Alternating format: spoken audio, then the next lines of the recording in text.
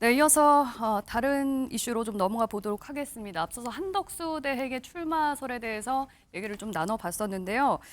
대행의 출마설이 이제 좀 임박설로 변해가는 분위기입니다. 어떤 목소리들 나오고 있는지 준비된 영상 보고 오시겠습니다. 존경하는 국민 여러분, 지금 우리가 누리고 있는 자유롭고 평온한 일상은 대한민국 청년들의 헌신 덕분입니다. 당연한 것만 같은 일상 뒤에는 돌아오지 못한 수많은 젊은이들의 희생이 있었습니다. 저출산 문제는 지금 우리 국가가 당면한 가장 중요하면서 어려운 문제 중에 하나입니다. 그 저출산의 청년들이 겪는 어려움은 저는 주거하고 결국 어린이 돌봄, 차일드 케어라고 생각을 합니다. 이번에 AI와 반도체를 비롯한 첨단 산업은 국가의 미래, 성장과 경쟁력을 결정짓는 핵심 요소입니다. 우리 방청석에 와 있는 젊은 세대 청년을 위해서 절실한 그러한 투자라고 생각합니다. 네, 이어서 정광재 국민의힘 대변인, 서재헌 전 민주당 상근 부대변인과 얘기 나눠보겠습니다. 안녕하십니까? 안녕하세요. 예. 이제 대선이 37일 앞으로 다가왔습니다. 어떻게 보면 시간이 이제 얼마 안 남은 것 같기도 하고, 앞으로 대선에서 가장 혹시 큰 변수가 될 만한 사안은 하나씩 꼽자면 뭐가 있을까요? 지금 영상을 통해서 확인하셨겠지만 예.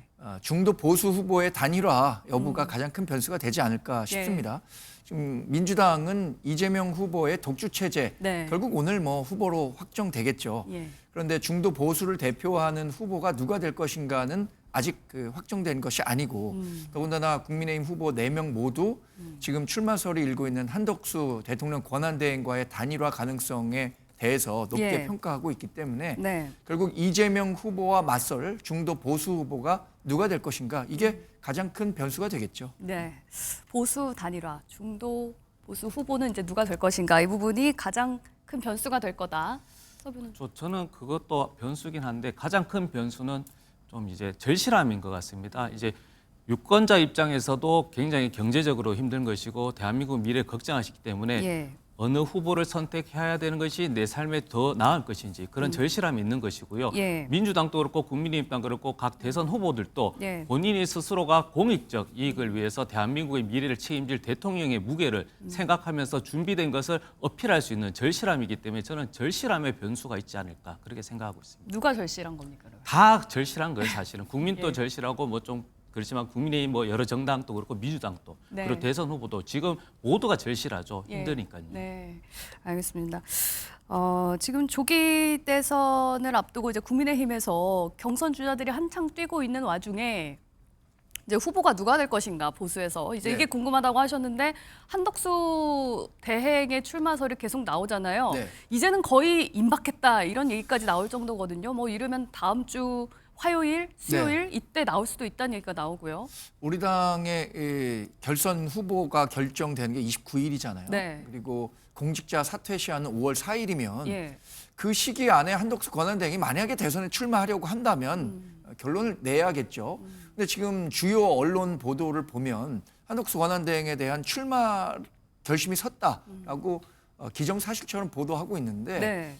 대통령 권한대행 특히 총리실에서 이게 오보라고 한다면 그동안의 관례를 봤을 때는 적극 반박을 했겠죠. 예. 이건 사실과 다르다. 그런데 그런 보도가 나오지 않는 걸 보면 저는 개인적으로는 한덕수 권한대행의 출마에 대해서 여전히 좀 부정적으로 보는 사람들의 의견이 더 높은 거 아닌가. 그렇기 때문에 적절하지 않다고 판단하고 있지만 예. 이미 한덕수 권한대행 스스로는 출마를 하겠다는 쪽으로 마음을 굳힌 게 아닌가. 이렇게 평가해 보는 것이 객관적인 평가라고 생각합니다. 출마에는 부정적이다 이제 개인적인 생각으로. 저는 그렇습니다. 네. 왜냐하면 지금까지 우리가 얘기했었던 것이 대통령 권한대행으로서 국정 안정 또 지금 가장 크게 부각되고 있는 것이 대미 통상과 문제에 있어서의 네. 관세 정쟁을 어떻게 잘 이끌어갈 것인가 또 대선 전국을 어떻게 안정적으로 운영할 것인가 이 부분에 대해서 대통령 권한대행에 대해 기대하는 바가 컸는데 예. 본인이 직접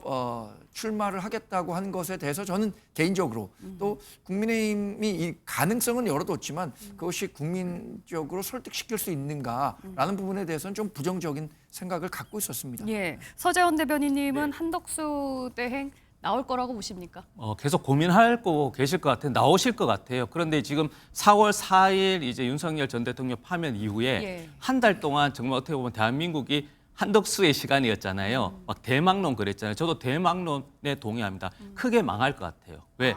국민도 망하고 국가도 망하고 국민의힘도 망하고 봉인도 망할 것이다. 왜냐하면 지금 검증이라는 게 있잖아요. 지금 국민의힘 또 그 짧은 시간에 검증의 과정이 굉장히 치열하지 않습니까? 예. 그러면 1차적으로는 국민들께서 그럼 2년 6개월 동안 윤석열 대통령의 정부의 2인자로서 경제 성적 그리고 계엄을 못 막은 책임 그런 1차 검증이 있을 것이고 2차 검증은 국민의힘 대선 후보가 결정되지 않습니까? 예. 이제 단일화 논의해야겠죠. 그럼 그 논의 과정에서 철저하게 검증할 것이고 세 번째 단계에서 우리 민주당 그리고 민주당의 대선 후보가 또 더 세밀한 검증이 있잖아요. 그러면 이전에 국무총리로서의 그런 검증의 단계보다 수십 배 가혹한 검증, 철저한 검증이 있기 때문에 예. 55년 동안의 공직자의 하나하나의 언행, 여러 가지를 검증하기 때문에 이 두려움이 있기 때문에 본인이 나온다면 네. 정말 대망론이다. 그래서 저는 그 대망론을 알고 있기 때문에 한덕수 총리 본인이 끝까지 고민하고 있는 시기다, 지금 또. 아직도 고민을 아직도 고민하고 있는 거죠. 왜냐하면 고민이 하지 않으면 대선이 내년 6월 3일이 아닙니다. 한 달 뒤, 37일 뒤 6월 3일인데 아직도 간만 보고 계시잖아요. 그런 고민의 연속인 거예요. 예. 나올지 안 나올지 좀 두 분의 의견이 좀 엇갈리고 있는데 대선에 나온다는 이제 전제하에 네. 만약에 대행직을 사임하고 난 이후에 시나리오는 어떻게 될 것인가? 일단 국민의힘과의 단일화 여부도 그렇고 먼저 입당을 할지 아니면 일단은 무소속으로 나와 있다가 나중에 단일화를 할지 이 부분은 좀 가능성을 어떻게 볼 수 있을까요? 근데 지금 우리 당의 후보가 정해진 게 5월 3일이고요. 예. 대통령 후보 등록 시기가 5월 10일과 11일입니다. 예. 그러니까 불과 일주일이라는 시간밖에는 되지 않기 때문에 그 짧은 시간에 어떻게 시너지를 낼 수 있는 방안을 낼 수 있는가를 고민해야 할 텐데 일단 한덕수 권한대행이 후보를 정말 만약에 뛰고 싶다고 한다면 네. 저는 국민의힘에 입당해야 한다고 생각합니다.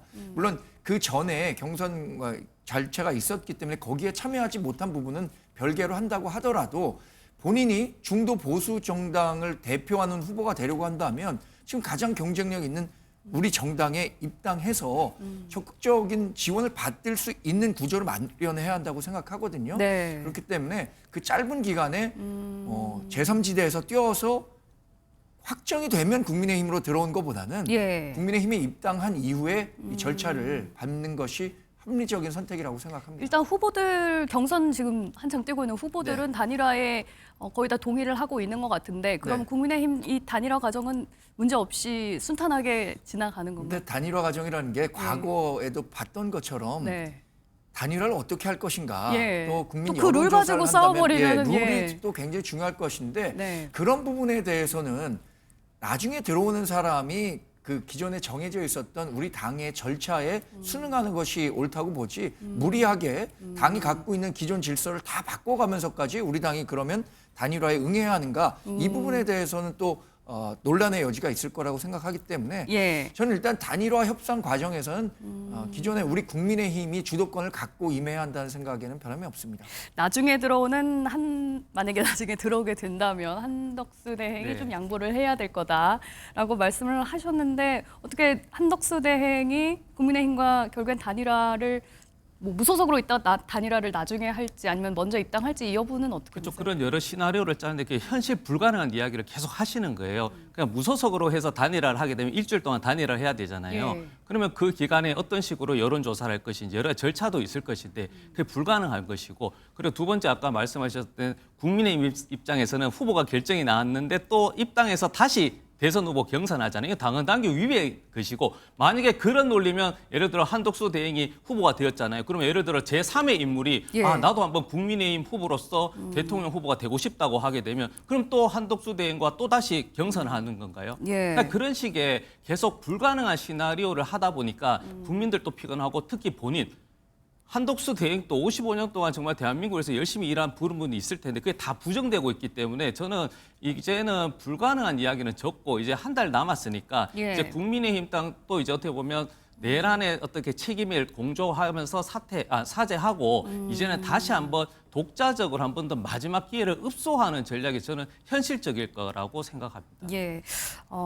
만약에 이제 한덕수 대행의 출마 여부에 대해서 이제 출마를 한다고 가정을 하고 최종 후보가 된다고 가정을 했을 때 이재명 대표, 이재명 후보와의 경쟁력은 어떻게 좀 예상을 해볼 수 있을까요? 지금 뭐 나오는 국민의힘 주요 후보와 한덕수 권한대행을 다 함께 양자 대결 또는 삼자 대결을 했었을 때 한덕수 권한대행이 조금 더 높게 나오는 건 사실입니다. 네. 근데 그 부분은 우리 당의 후보가 아직 확정되지 않았기 때문에 나타나는 일시적 현상이라고 판단하고 있습니다. 그래서 한덕수 권한대행이 지금 압도적으로 우리 국민의힘 후보들보다 앞서 나가고 있다 이렇게 단언하기는 어려울 것 같고요. 예. 사실 그 링 밖에 있을 때는 관객들이, 그러니까 관중들이 조금 더 높게 평가하고 그 사람의 잠재력을 네.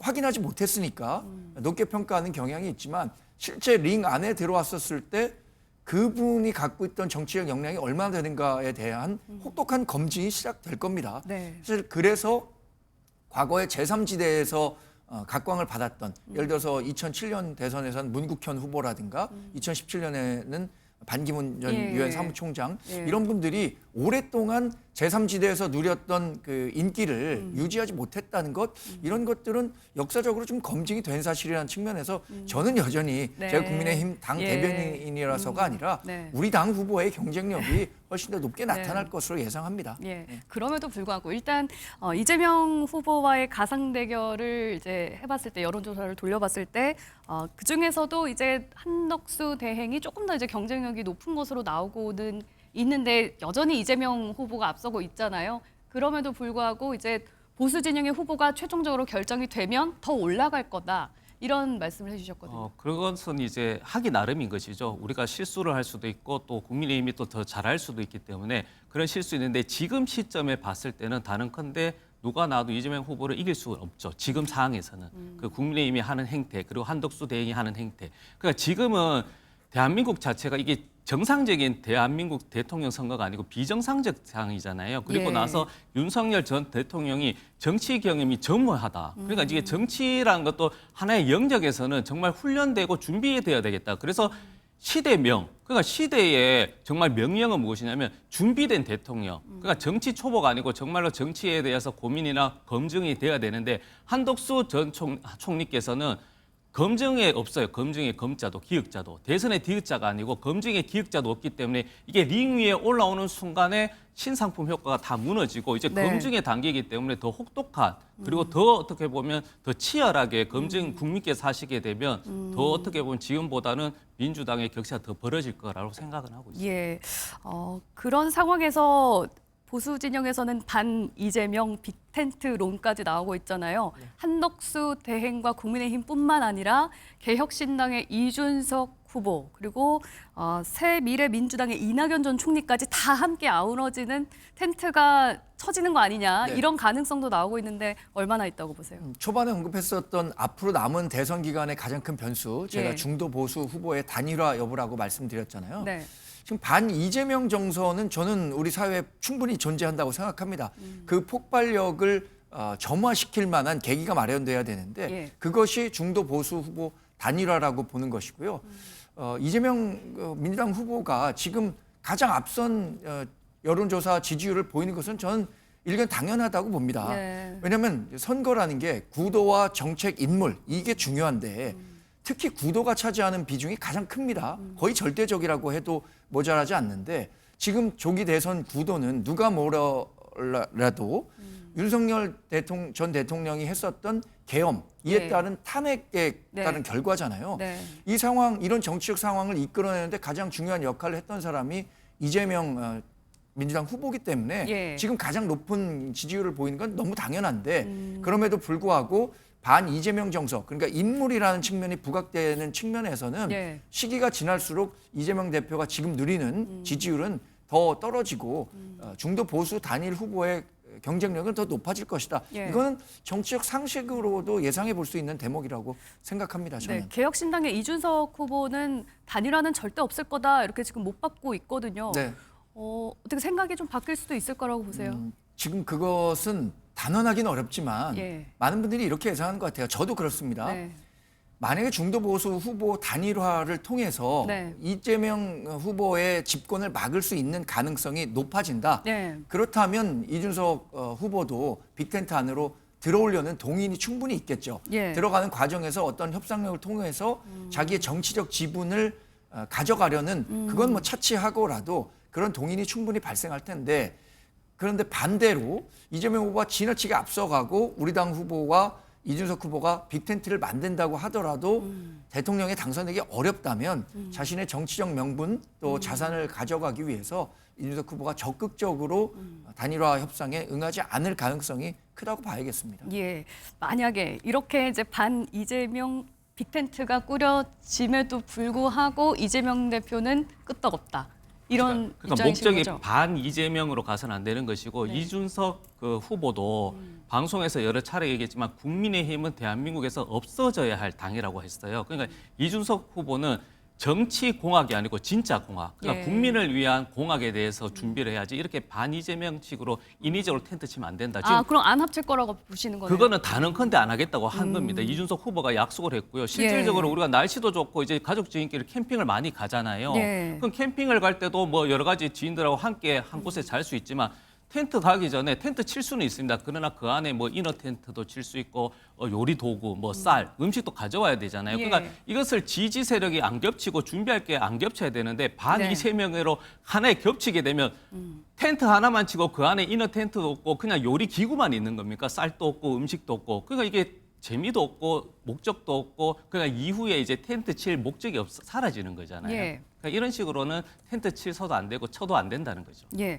이런 상황에서 또 회자되는 장면이 하나 있죠. 이준석 후보가 최근에 안철수 후보와 만나서 끌어안는 사진이 좀 공개가 됐습니다. 이 두 사람이 사실 정치권에서는 정말 사이가 안 좋은 걸로 유명했는데 지금 대선 앞두고 이런 장면을 연출했다고 봐야 될까요? 어떻게 좀 해석을 해야 정치가 될까요? 참 역동적이죠. 예. 그래서 뭐 가장 흔한 말로 정치에는 영원한 적도 영원한 친구도 없다라는 예. 말도 있지만 네. 또 하나는 이렇게 해석할 수 있을 것 같습니다. 정치는 99개가 달라도 예. 하나만 같으면 동지가 될 수 있다. 아. 이런 생각을 할 수 있을 것 같아요. 네. 지금 안철수 후보와 이준석 후보는 네. 본인들이 갖고 있는 공통점이라는 게 있습니다. 예. 이과, 그러니까 얼마 전에 이국종 교수가 얘기해서 화제가 됐었잖아요. 조선이라는 나라는 문과 출신이 뭐만 털어서 되는 나라다 이렇게 얘기를 하면서 이과 출신들이라는 공통점을 갖고 네. 또 과학자 출신이라는 본인들은 얘기를 하고 있기 때문에 미래로 나아가는 그림을 함께 그리자라는 측면에서 네. 어제 이렇게 합동 토론회가 진행된 것으로 보고 예. 또 하나는 안철수 후보가 지금 4강에 올라가긴 했습니다만 네. 토론회 과정에서 지명을 받지 못했단 말이에요. 예. 그래서 어떤 측면에서는 이제 관심 밖으로 좀 멀어질 수 있으니까 후보에서 이제 멀어졌다라고 네. 그래서 보는 결선으로 거다. 올라가는 게 그 예. 급선무일 텐데 네. 이런 식으로라든 어떤 식으로든 그 여론을 환기시키는 게 중요하다고 생각했고 지금 이준석 후보도 마찬가지입니다. 여러 지지율이나 대선 후보로서의 존재감이 적기 때문에 AI 혁명이라든가 뭐 4차 산업혁명을 주제로 같이 이공계 출신 또 뭐 과학도로서 이야기를 해보자라는 예. 측면을 부각시키기 위한 행보였다고 생각합니다. 뭐 보수층 내에서 여러 가지 좀 겹치는 이미지들도 있고 어떻게 보면 안철수 후보의 지지층을 좀 끌어오려는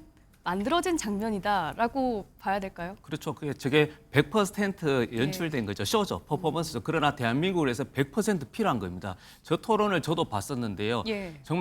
정말로 그 AI 관련해서 전문적 지식을 포함해서 그 고민이 정말 녹아져 있다. 그래서 저는 저뿐만 아니라 국민들이 모두 한번 시청해 볼 만하다. 왜냐하면 거기서 주 52시간 같은 여러 가지 지엽적인 논쟁이 아니고요. 네. 뭐 파운드리 업체라든지 윤리적인 거 그리고 데이터 관련해서 그런 부분에 있어서 실질적으로 규제에 관해서도 여러 가지 이슈 그리고 사회적 어떤 논의 자체를 많이 던졌거든요. 그래서 저런 거는 100% 쏘지만 정말 대선 이후에도 100%로 계속적으로 정기적으로 해야 될 것 같고 마지막에서도 그 안철수 후보 같은 경우에도 지금 정말 중요한 게 뭐 정권 교체, 정권 연장도 중요하지만 대한민국 미래를 위해서 정말 변곡점이기 때문에 AI 관련해서는 정말 필요하다 이런 말씀하셨고 네.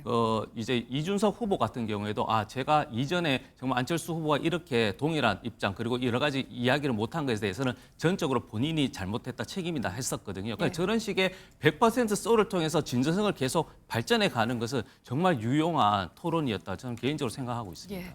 참 얼마 전까지만 해도 계속 두 분이서 싸우셨던 것 같은데 통과 제일이었죠. 예, 정치인의 속내는 정말 알 수가 없는 것 같습니다. 자, 다음 이슈로 한번 넘어가 보겠습니다. 검찰이 문재인 전 대통령을 뇌물수수 혐의로 재판에 넘겼습니다. 전현직 대통령으로서는 6번째로 기소된 대통령이 되는데요. 자, 준비된 영상부터 보고 오시겠습니다.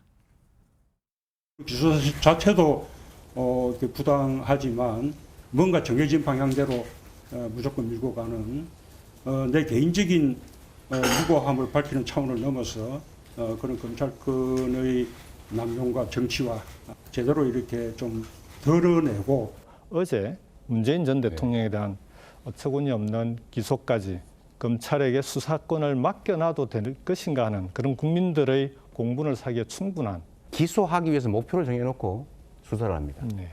증거를 조작을 해요. 사건을 아예 새로 만듭니다. 수사와 기소 빼고 기소청으로 만드는 것으로 했고 지금 검찰 검사들에 대한 이 소프트웨어 개혁까지도 같이 이야기를 해서 예, 이제 문재인 전 대통령이 재판을 받는 모습까지 국민들이 지켜봐야 하는 것인가? 조기 대선을 앞두고 검찰이 갑자기 이렇게 기소한 배경은 뭐라고 보십니까? 근데 이건 뭐 저는 이게 정상적인 사법 체계의 진행 절차라고 생각합니다.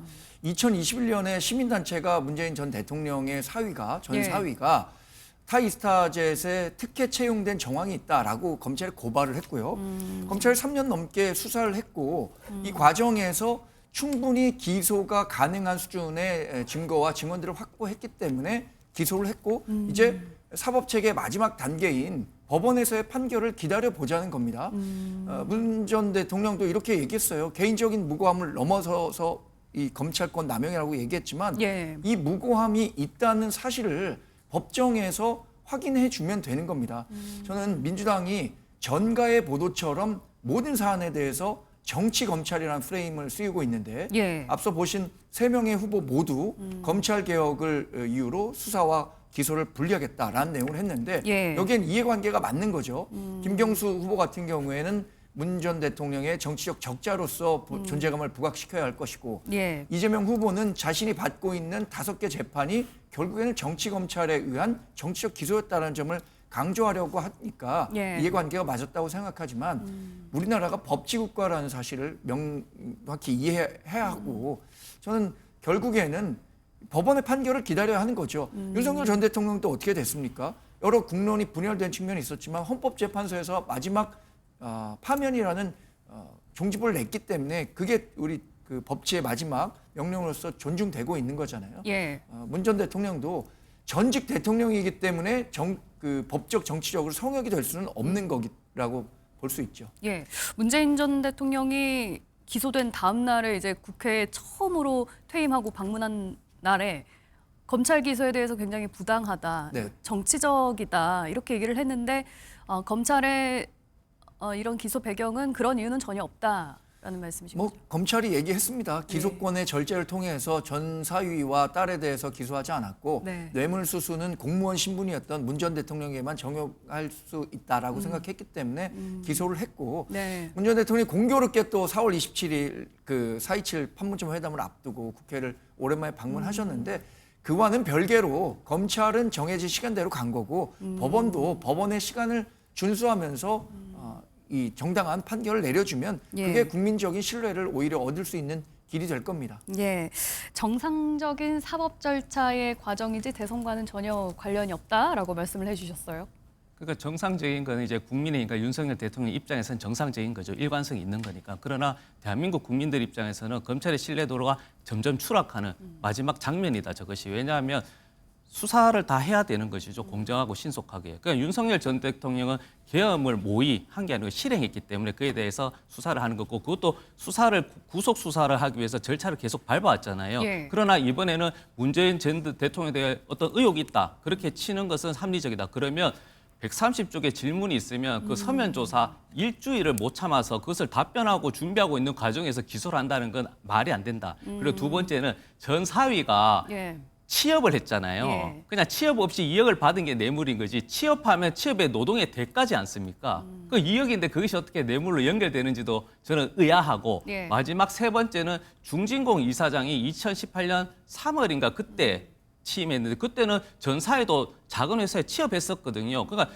특혜가 되고 뇌물이 되려면 자리를 먼저 아들이 전 사회가 가고 나서 중진공 이사장에게 특별히 선물을 해줘야 되는 것인데 그런 절차가 하나도 안 봤다. 그래서 저는 검찰이 여러 가지 목적이 있겠지만 망신주기를 넘어서 조금 이제 마지막 발악하는 단계인 것 같다. 그런 개인적인 생각도 뭐 가졌습니다. 검찰의 진짜 기소 배경이 뭔지는 모르겠습니다만 하필 지금 대선이 이제 코앞에 있기 때문에 문재인 전 대통령의 기소가 조기 대선에 영향을 미칠 수밖에 없다고 보시나요? 영향을 미칠 수 있는데 국민의힘에게 영향을 또 더 미칠 것 같아요. 국민의힘의 영향을. 그렇죠. 왜냐하면 이제 뒤에 또 나오겠지만 이제 예. 윤석열 전 대통령과 김건희 여사에 대한 수사가 이제 급속도로 진행돼야 될 것 같고 저는 이것을 또 형평성 차원에서 또 괜히 이제 검찰 입장에서는 예. 조금 국민의 입장을 대변하기 위해서 한 것이 아닌가 의심스럽지만 예. 민주당 입장에서는 이런 위기 속에서 더 단결하고 그리고 국민들에게 검찰 개혁의 필요성을 이제 설명할 수 있는 정말로 살아있는 예시다. 그렇게 설명드릴 수 있겠습니다. 한 말씀만 예. 좀 붙이자면 저는 이번에 문재인 전 대통령에 대한 검찰의 기소가 그럼 조기 대선 국면에서 국민의힘에 유리하게 작용할 것인가?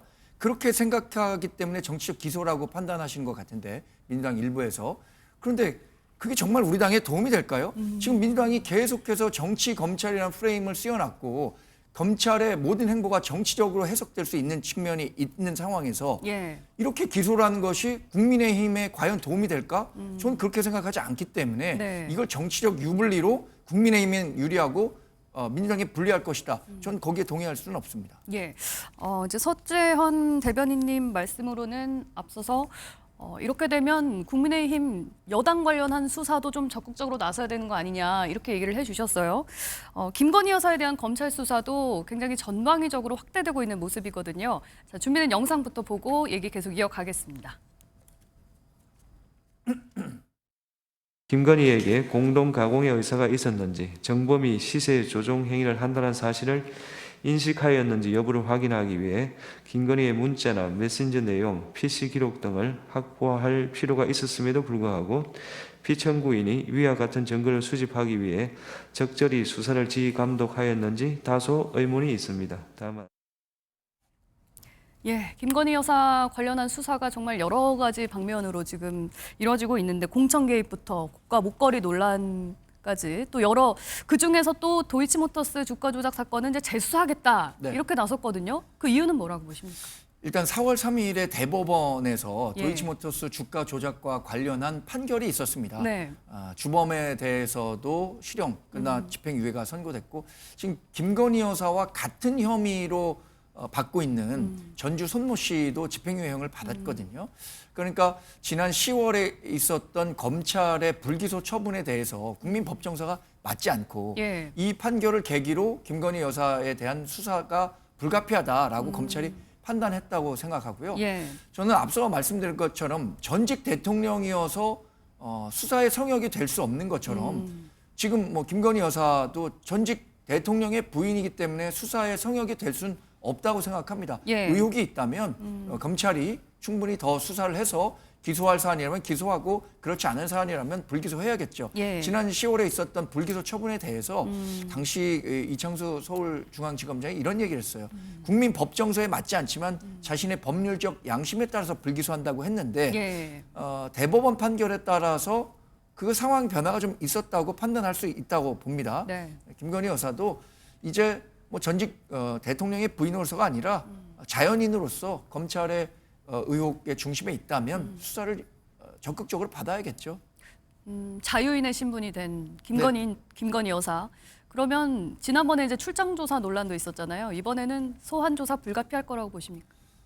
그런 가능성이 커졌다고 봐야죠. 과거에는 뭐 대통령의 부인으로서 경호상의 문제 때문에 예. 이런저런 특수성을 고려해서 비공개 조사가 이루어졌는데 지금은 그런 비공개 조사의 가능성보다는 소환 조사의 가능성이 커졌다고 봐야겠죠. 예, 서재원 대변인님, 검찰이 지금 이렇게 수사를 다시 할 정도로 좀 적극적인 모습을 보이고 있는데 그럼에도 불구하고 민주당에서는 특검까지 계속 생각을 하고 계신 건가요? 그렇죠. 왜냐하면 그동안 보여준 검찰이 이제 행태를 보면 윤석열 전 대통령 또 본인이 즉시항고하지 않잖아요.